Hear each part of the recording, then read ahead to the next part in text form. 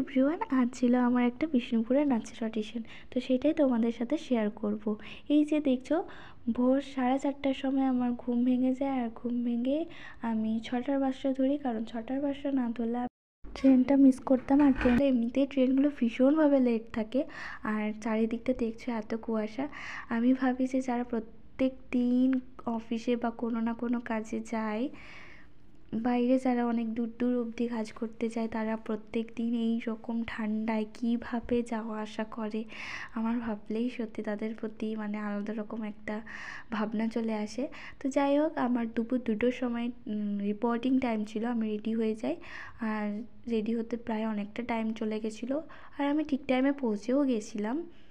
তো এইটা ছিল রামশঙ্কর মুক্তাঙ্গন, যেটা বিষ্ণুপুরে জানি না কোন জায়গা ছিল।